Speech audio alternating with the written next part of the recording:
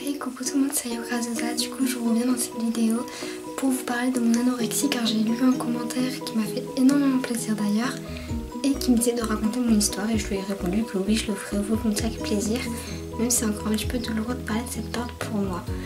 Donc du coup je vais aborder la vidéo en quelques points car je me suis pas trop préparée, c'est presque du direct que je vous fais.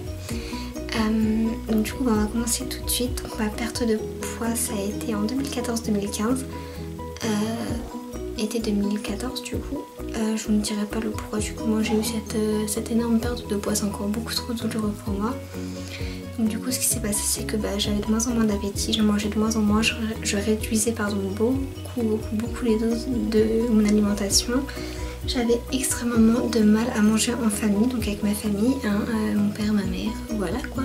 J'avais beaucoup de mal à manger avec eux, à manger à table, d'entendre le bruit de la fourchette dans l'assiette, de voir la fourchette remplie de nourriture, de la mettre dans la bouche, ça me dégoûtait dans ma tête, c'était pas possible, ça me dégoûtait plus que plus, j'avais qu'une envie, c'était de tout balancer et de partir dans ma chambre. Donc mais bon, faut être un petit peu plus fort que ça quand même parce que les autres ne nous comprennent pas, même si nous on croit être tout à fait normal. Les autres ont du mal à nous comprendre tout simplement, donc mes parents me disaient mange, finis ton assiette, mange, mais les gars, mais je pouvais pas finir mon assiette, c'était énorme ce qu'il y avait à l'intérieur. Donc du coup à savoir mon alimentation pendant mon anorexie ça a été aliments liquides. Bien que les aliments liquides, je mangeais, pourtant moi qui adore les bananes, vous dire même une banane ça me fatiguait de la manger. Ça me fatiguait de la manger dans le sens où c'était trop compliqué de mâcher parce que vous savez quand vous mâchez, j'avais mal aux mâchoires, c'est pas une connerie, j'avais réellement très mal aux mâchoires à force de mâcher les aliments. Du coup je mangeais quasiment plus, enfin si je me nourrissais de compote essentiellement. À toute heure c'était compote, compote banane, oui parce que j'adore la banane, compote banane pomme, compote banane fraise, enfin bref, des compotes, vous savez les gourdes de compote là de 50 grammes. À savoir que je les mangeais en 3 fois quoi, si ce n'est plus. Après qu'est-ce que je mangeais d'autre niveau salé, je mangeais pas grand chose parce que la viande c'était trop dur, dans le sens trop dur c'était, même si je mangeais un steak haché ou de la viande hachée qui n'est pourtant pas dure du tout. Pour moi c'était trop dur dans le sens de mâcher. Donc bon c'était vraiment pénible pour moi mais encore plus pour les autres comme je vous l'ai dit dans mes précédentes vidéos. Du coup après dans mon anorexie, je suis désolée je me touche beaucoup cette mèche là. J'aurais dû l'attacher en arrière avec les autres. Donc du coup qu'est-ce que je disais? Dans cette vidéo je pense qu'il n'y aura pas trop de montage, je vais être vraiment naturelle et spontanée quoi. Je vais pas faire trop de coupage, je vais quasiment tout laisser je pense, donc bon. On verra ce que ça donne à la fin. Dans tous les cas, je la poste quand même. Ce qui s'est également passé dans mon anorexie, c'est que j'ai eu ma perte de règles. Donc moi, j'ai déréglé à l'âge de 14-15 ans. Mon anorexie a commencé vers mes 15-16 ans. Et paf, plus de règles. Plus de règles tout simplement parce qu'à 28 kg, on n'a pas ces règles. C'est compliqué. J'ai plus mes règles parce que j'avais, en gros mon corps réservait mes forces pour que je survive tout simplement, donc en gros quand on a ces règles, quand on a ces règles ça nous épuise quand même, les ovaires travaillent beaucoup, ce qui fait que j'ai plus mes règles tout simplement, mon corps a préservé les forces qui lui restaient pour me maintenir debout. Donc après savoir aussi dans l'anorexie j'ai fait énormément de malaise, dont un que je vais vous raconter c'était quand j'étais vendeuse en boulangerie. Et ce qui s'est passé c'est que les horaires de boulangerie c'était de l'après-midi, donc le matin, bref le matin on s'en fout parce que c'était pas le matin, c'était l'après-midi donc de 16h à 19h30.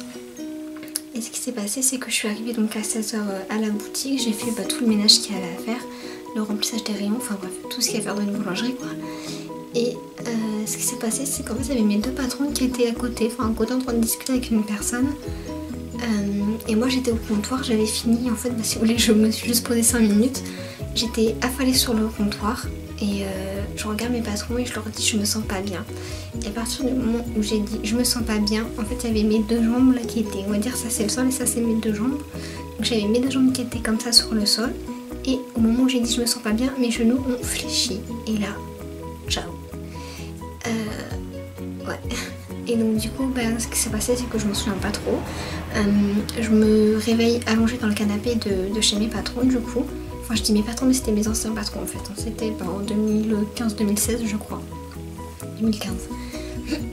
Et donc du coup ils m'ont allongée dans leur canapé, ils m'ont dit de manger de de manger un petit truc. Moi je disais non c'est bon, puis en plus bah, c'était leur boulangerie, j'avais juste pas envie de piquer dans leur réserve, enfin dans les articles qui étaient à vendre. J'avais pas du tout envie de piquer en fait. Et donc du coup même s'ils me proposaient, pour moi c'était pas possible. Je disais non mais c'est bon, et ils me forçaient quoi, normal, je viens de faire un malaise.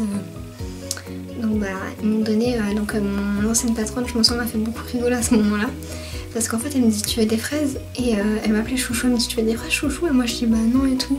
Elle me fait mais si, une petite rastagada, donc bon, vous savez les petits bonbons sucrés quoi. Et moi je disais non et tout, et elle me fait la blague du style en gros c'est parce que je suis enceinte que je fais un malaise. Donc c'était juste pour dédramatiser la situation je pense. Et donc du coup ils ont fini par, c'était en période de Noël, et ils ont fini par me donner, vous savez les petits bonbons en guimauve, enfin je crois que c'est de la guimauve. Petit Jésus, vous savez qu'on met dans les petits paquets de bonbons quoi, pour faire un sachet de Noël quoi, enfin bref. Et donc du coup je finis par manger ce fameux bonbon, vous savez, qui a comme la taille d'un ongle quoi, hein. Je l'ai mangé en plus de 10 minutes, 10-20 minutes, parce qu'après du coup on a appelé mes parents, ils sont venus me récupérer pour que je rentre chez moi tout simplement. Ils sont venus me récupérer, je suis rentrée chez moi, j'ai pas dodo quoi, enfin j'ai pris une compote et je suis montée. Ah oui alors sachez aussi que chez moi il y a quand même des étages à monter, et le rez-de-chaussée un étage et un deuxième étage. Et donc du coup bah monter les escaliers, mais les gars mais je souffrais quoi. Les marches, il y a 16 ou 17 marches dans mes escaliers. Oui parce que quand je monte les marches je les compte toujours. Donc je montais les marches, enfin bref ça m'épuisait tout simplement. Arrivé dans ma chambre je me pose sur mon lit et dodo quoi direct. Et donc du coup bah ça c'est les malaises qui vous arrivent quand vous n'avez pas de force dans votre corps tout simplement. Après ce que je voulais aborder aussi comme sujet avec vous, c'est la garde-robe. Je regarde derrière parce que mon dressing est juste derrière la caméra du coup. À la base, donc avant mon anorexie j'étais à 38 kg, donc je faisais un taille 32 en pantalon, XS en haut. Et donc du coup bah, pendant mon anorexie j'ai commencé par porter du 9-10 ans, puis du 8 ans et même du 6 ans. J'avais quand même 18 ans. Moi j'avais 16-18 ans, un truc comme ça, c'était entre mes 16 ans et 18 ans. Je m'en souviens, j'avais une jupe taille 6 ans que j'adorais, que je mettais tout le temps, enfin n'importe quoi du 6. Bien évidemment à ce temps-ci je ne rentre plus dans les 6 ans et Dieu merci, j'ai quand même pris du poids un petit peu. Donc du coup bah, les habits qui me vont tout simplement, je les donne à mes petites cousines, ça va beaucoup leur servir, elles sont très contentes parce que c'était des habits du coup que j'ai porté même pas pendant 2 ans. La fin de mon anorexie, donc du coup ils sont vraiment pas abîmés, enfin bref c'est pas non plus ce sujet là aujourd'hui. Donc du coup les autres points que je voulais aborder dans ma vidéo c'est changement de garde-robe, c'est dit, on va le regarder les autres, les autres forcément on s'en doute, c'est à dire que je passe dans la rue, les gens vont me regarder mais si leur tête pouvait faire un tour à 180 ils le feraient quoi. Donc bah c'est pas cool, franchement c'est pas cool de leur part parce que bah oui on a un problème, on a pas de graisse, on n'a pas de fesses, enfin bref, truc de ouf quoi. Donc le regard des gens est très insistant et très douloureux pour nous parce qu'on sait qu'on a un problème, hein. On n'est pas non plus idiote, on le sait, mais pas besoin de nous dévisager quoi. Et donc après bah je regarde mon cahier du coup. Après je voulais en venir au point quoi, un petit peu douloureux pour moi, c'est hospitalisation.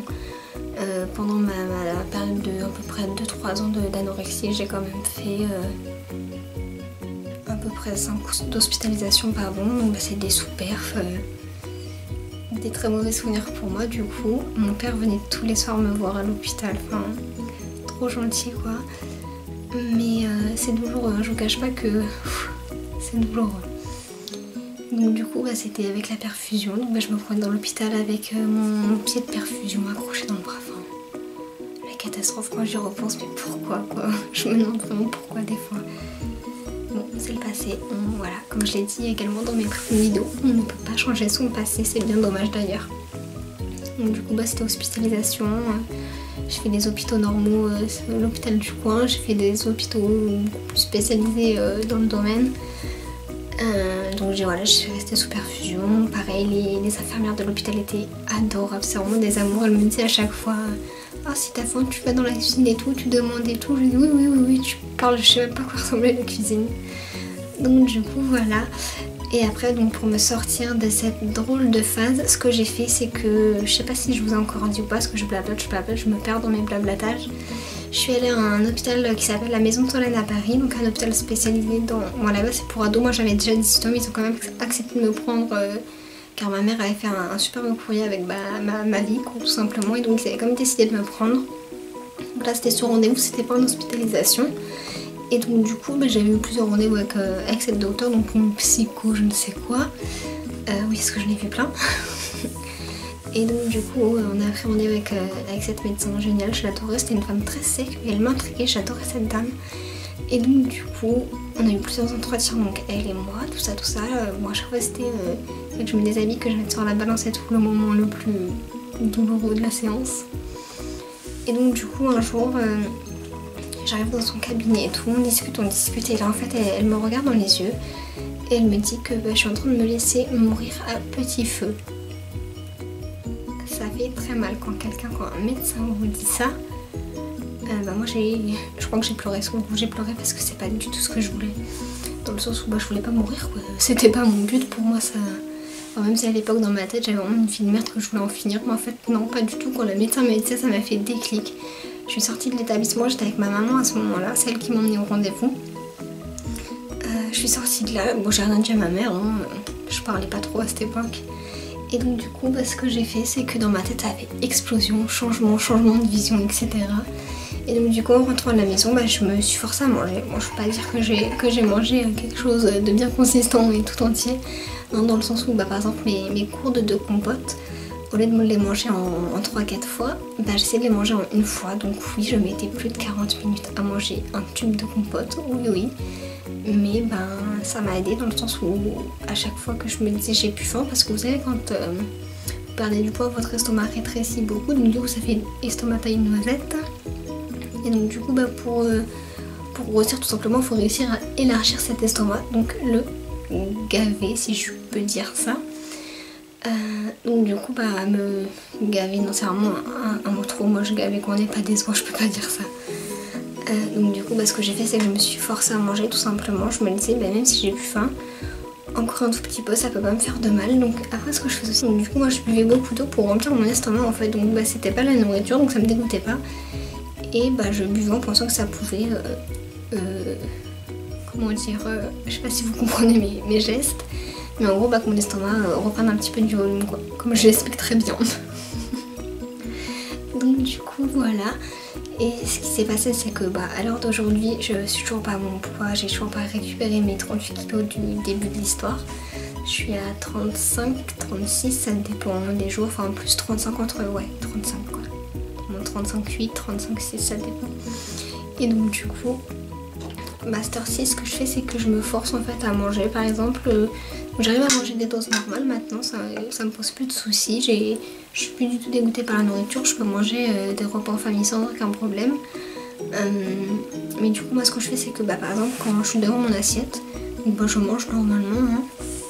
Et quand j'ai plus faim je me dis allez encore deux fourchettes, quoi, deux morceaux de viande, deux fourchettes de légumes ou quoi que ce soit, enfin bref. Et je me dis même si j'ai plus faim, même si j'y arrive pas, faut que je me force pour faire grossir cet estomac. Je me tape des barres toute seule en fait quand je filme des fois. Et donc du coup voilà, cette fois-ci j'en suis où j'arrive à prendre du poids tout doucement. Je vois les changements sur mon corps, je ne rentre plus dans mes jupes taillées 6 ans. J'ai récupéré mes jeans taille 32 et encore, enfin c'est plus 30-32, voilà. Donc du coup voilà, j'en suis là, j'ai quand même pris du poids, je suis très contente, mais c'est pas fini. C'est pas fini dans le sens où j'ai pas atteint mon poids initial comme je viens de vous le dire. Mon poids initial ça serait 38-40 kg quoi, ça serait juste parfait pour moi, pardon. Et donc du coup voilà, donc cette vidéo c'est un peu le bafouillage je pense, je sais pas si je vous ai déjà dit, je ferai pas trop de montage là-dessus. Enfin je mettrai une musique de fond comme d'habitude, mais je mettrai pas de coupage quoi. Je pense que ça sera un truc assez naturel, assez spontané, puis voilà quoi, je pense que c'est le mieux comme ça. Donc voilà, donc cette vidéo elle touche à sa fin. Si j'ai oublié de vous dire des trucs, parce que pour moi j'ai tout dit, mais ça se peut que j'en ai oublié, parce que ça fait la 3e fois que je filme la vidéo, à chaque fois j'oublie quelque chose. Du coup je refilme, et là je pense que j'ai rien oublié. Non, je crois que j'ai rien oublié. Donc, par contre, je vais me créer 2 réseaux sociaux. Je pense que je vais me créer un compte Facebook et un compte Snapchat pour YouTube. Comme ça, si vous avez des questions, si vous voulez parler avec moi, si ou si même moi j'ai oublié des trucs à dire, comme ça je ferai un petit post ou une petite story, je ne sais pas, pour vous dire que j'ai oublié des trucs et comme ça vous serez quand même au courant. Donc du coup sur ce je vous fais plein de gros bisous, j'espère que la vidéo vous sera plu. Si elle vous a plu, laissez des likes. Si elle vous a pas plu, vous êtes vraiment méchants parce que c'était vraiment douloureux pour moi de faire cette vidéo. Donc du coup je vous fais d'énormes bisous et je vous dis à très vite.